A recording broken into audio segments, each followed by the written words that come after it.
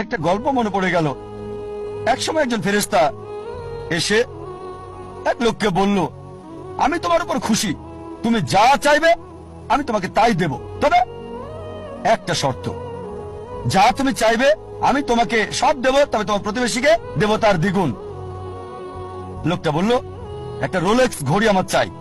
ফেরেশতা তাকে রোলেক্স ঘড়ি দিয়ে দিল। প্রতিবেশী দুটো রোলেক্স ঘড়ি পেল। লোকটি বলল, একটা মার্সিডিজ গাড়ি আমার চাই। ফেরেশতা তাকে মার্সিডিজ গাড়ি দিল। প্রতিবেশীকে দুটো মার্সিডিজ দিল। লোকটি বলল, একটা সুন্দর বড় বাংলো চাই। ফেরেশতা তাকে সুন্দর বড় বাংলো দিল। তার প্রতিবেশীকে দেওয়া হলো দুটো সুন্দর বড় বাংলো। লোকটি পরে বলল, দয়া করে আমার শেষ ইচ্ছাটা তুমি পূরণ করে দাও। কি সেটা?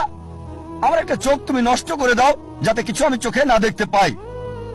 চিন্তা করেন, সে তার নিজের চেয়ে প্রতিবেশীকে নিয়ে বেশি ব্যস্ত। তার জীবন সহজ কি জটিল সেটা ভাবছে না সে। প্রাচুর্য কি দারিদ্রতা যাই থাকুক, সে বেশি চিন্তিত তার প্রতিবেশীর চেয়ে ভালো জীবন যাপন করা নিয়ে।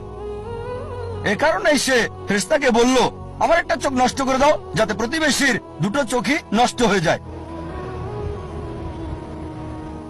এভাবে আমরা প্রতিবেশী কেন্দ্রিক। নিজে সুখী কিনা ভাবছে না, দেখতে পারবে কিনা সেটা ব্যাপার না। যেহেতু প্রতিবেশী সম্পূর্ণ অন্ধ হবে, তাই একটা চোখ হারাতে কোনো আপত্তি নাই। প্রতিবেশী কেন্দ্রিক।